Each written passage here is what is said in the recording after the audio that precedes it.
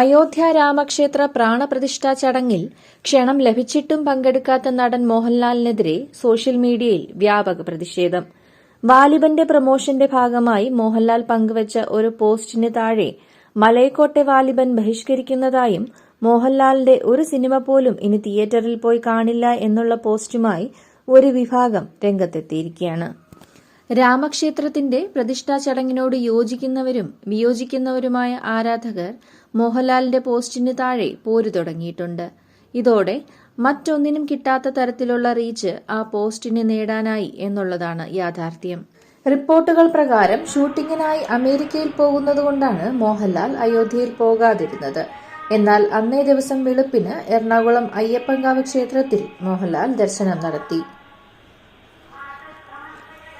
ക്ഷണമുണ്ടായിട്ടും അയോധ്യയിൽ പോകാൻ കഴിയാത്ത മറ്റൊരു മലയാളി നടൻ ഉണ്ണി മുകുന്ദനാണ്. എന്നാൽ ഉണ്ണി മുകുന്ദൻ തന്റെ പുതിയ ചിത്രമായ ഗെറ്റ് സെറ്റ് ബേബി ലൊക്കേഷനിൽ പ്രത്യേക പൂജ നടത്തി. അയോധ്യ രാമക്ഷേത്ര പ്രതിഷ്ഠാ ദിനത്തിൽ അയോധ്യയിൽ പോകാൻ കഴിയാത്തതുകൊണ്ടാണ് പ്രത്യേക പൂജ നടത്തിയതെന്ന് ഉണ്ണി മുകുന്ദൻ പറഞ്ഞു. ഉണ്ണി മുകുന്ദൻ, നിഖില വിമൽ എന്നിവരെ കേന്ദ്ര കഥാപാത്രങ്ങളാക്കി വിനയ് ഗോവിന്ദ് സംവിധാനം ചെയ്യുന്ന ചിത്രമാണ് ഗെറ്റ് സെറ്റ് ബേബി.